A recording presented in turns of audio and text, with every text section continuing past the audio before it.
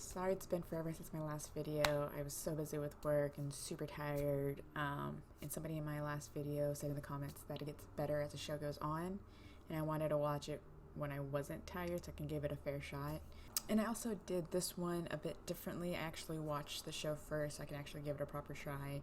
And then I re-watching it again to get like my thoughts when I first watch it. So it's not my initial reaction, but I still have a similar thoughts of what I was when I was watching it the same. So yeah, finally got to it, and yeah, let's just jump right into it with my reaction. He's driving, I'm sorry, but he's driving very aggressively. Like, this is uncalled for. Like, I don't, why?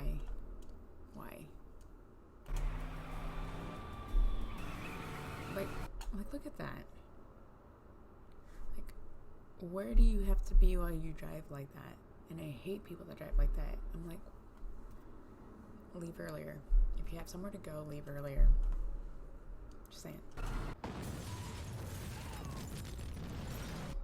So, blast traumas are kind of complex because you have your initial blast that, you know, deals with like the body parts. So like the organs and you can have amputations and whatnot. But then you have that secondary blast, which is the car in this case. So you have glass, you have the metal, so you can have that initial trauma to the body from the bomb, but then you can also have sharp force trauma and blunt force trauma due to the other aspects of like glass and the metal of the car that penetrates the body as well. So forensic anthropologists have to differentiate between what is the initial blast and which is the one from the causes of the glass or the metal. The screams. Those are like the screams that I hear in like a lot of movies where you have something like this. I feel like they're all like repetitive like that. Same woman screaming. Details, whatever you have. It's like they're using a trash bag. Let's go back. It looks like a trash bag. I thought that was a little string tie that you flush from a trash bag. Although they're doing a terrible job at covering this individual up. Like, you're missing half the body, dude. Here's what I was talking about where, you know, that complexity of blast traumas. So this individual went through the windshield. So you'll have glass and all of that stuff, and they're completely burnt individuals, so that makes it even a little bit tougher, especially to get identification. So if their fingertips are like burnt off, they'll have struggle getting the proper identification, so they'll have to remove the flesh in order to get bone and get a bone sample of like DNA. So if they can't get any like soft tissue stuff, that's what they'll have to do.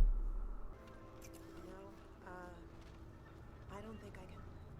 Sorry. Yeah, that happens a lot, especially when I was an undergrad getting into the program. When I was in the program, so we have a lot of other people in anthropology that wanted to give it a try. Remember, some of the archaeology students were wanting to give it a shot, and then they would have to come in and basically deflesh, remove flesh from the bone, and they were like, nope. Same with archaeology. I'm not a fan of soft tissue at all. I prefer skeletal remains, but sometimes you gotta do what you gotta do, and it's not pleasant, but you end up just getting used to it, especially when you're learning like the bigger picture of all of this, you know. So you're like, this is helping end result, right? At the end, it's helping somebody, it's helping identify somebody, it's helping bring closure to families. And so that just kind of stays within your mind to just kind of keep pushing forward. Ugh. You can't either. So I have a picture that was in the Daily Mail. They came to our facility of me defleshing a foot, and I'll insert it here. And that was terrible because I'm not a fan of soft tissue. So having to like cut into it to deflesh it because it was mummified was not a fan. I was not a fan of it, but it's cool that there's a picture of me, or not of me actually, but like of my hand. But my name's also in there as well, so I'm like, hey, what up? But yeah, it sucks having to deflesh a foot. It was not fun. Facial epidermis and the fingertips are completely decimated. We're not going to be able to ID anything from the flesh. It's basically carbon. So they're Lower left leg. not going to be able to do anything in the flesh because it's just too burnt. So they're going to have to end up macerating it and getting to the bone. And the right issue.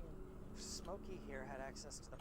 So I love that he comes up with these names for these individuals. It makes me laugh when I'm watching it. But in real life, you don't do that. But it just makes me laugh that he just calls him Smokey. Remove any flesh and particulates you can and then macerate him. Macerate. So, and I said this earlier, maceration, there's a few types of maceration. It's basically defleshing or taking the flesh from off the bone. So there's like cold water or cool water maceration, where it's like cold water or room temperature water, and you just let the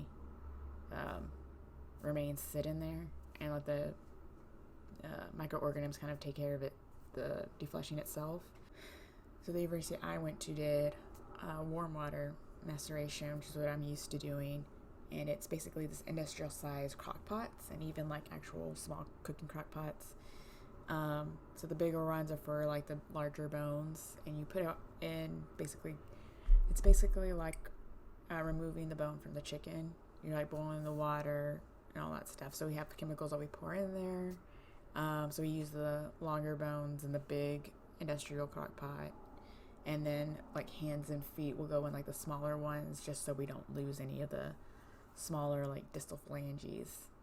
The other maceration option is using insects, so mealworms or beetles. I haven't seen like or heard much about mealworm maceration, but with the beetles, they're basically like these flesh-eating beetles. So you have to keep them contained, obviously, and you pour them in, and it just starts eating at the flesh. And then how long it takes depends on like the size of the colony, how much flesh there is. So it could take up to like a week or more depending on those factors. So looks like they're going to the bug routes. What the hell are those? Dermestes maculatus. The beetles. They're going the beetle route. Flesh-eating beetles. It's how we clean the bones of burn victims. So I don't think I've ever cleaned a burn victim. So before COVID, we did our first fire course, which I wasn't a part of because I was either in class or teaching. And so the firemen would come out. We would have like our donated individuals, put them in there, set a fire, and allow the firemen to do their thing, remove the bodies from the burning little shed kind of house that was made. But I don't think I've ever processed any of them, which I don't know if they did beetles or not, and how they did it. As far as I'm concerned, as far as my recollection, I don't remember us having beetles to do that, but I don't remember. His body was fragmented by the blast. We're still retrieving pieces.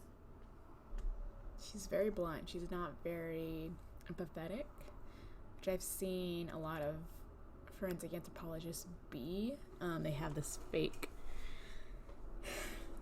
some of them have this fake empathy towards people, and it makes me laugh, to be honest, because you can tell how far removed they are from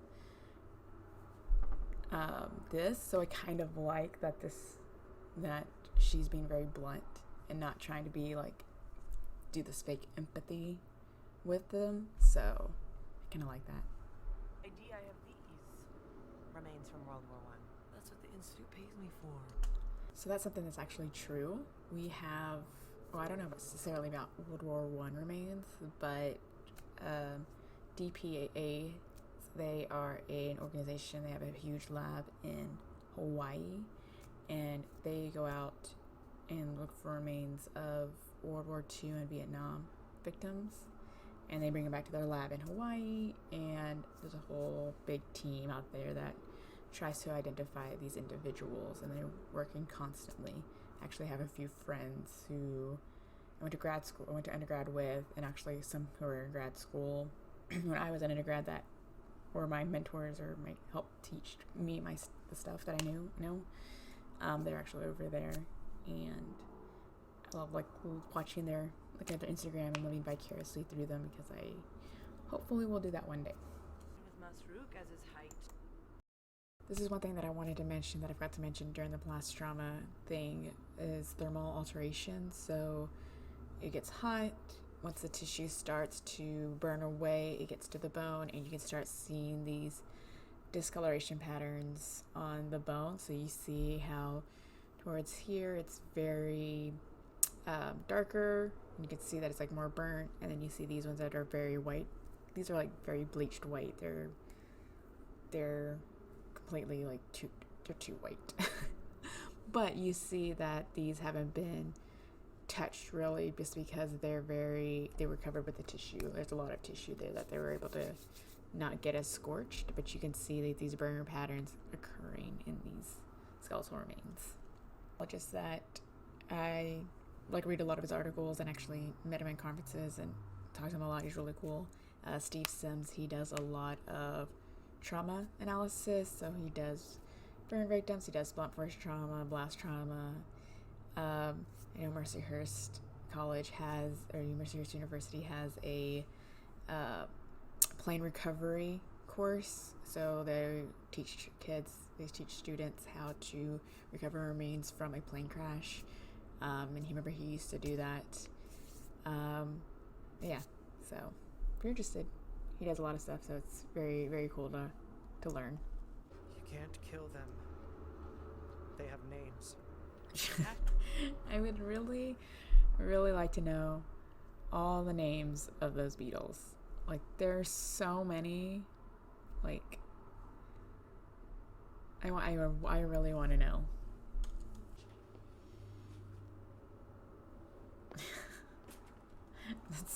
I like how dramatic that is. Out of everything else, this is like the most dramatic part of it. I love it. I'm leaving. That's it. I like how everything just escalates so quickly, and she has to take people down. Like, I don't understand. Like, why does it escalate so quickly? Why does she always body slamming people down to the ground? Why? So I liked it. It's not bad. It still like frustrates me that it still frustrates me that she doesn't stay in her lane. She's an anthropologist. She's not an investigator. She might have done death investigation, but that's completely different than going to people's houses and being an actual crime investigator. So that still annoys me, but I do like it, and I think I'm going to keep watching it, and I'll try to do some more react videos to these if y'all want some more. So yeah, that's it for today. Thanks, y'all. Y'all have a good one.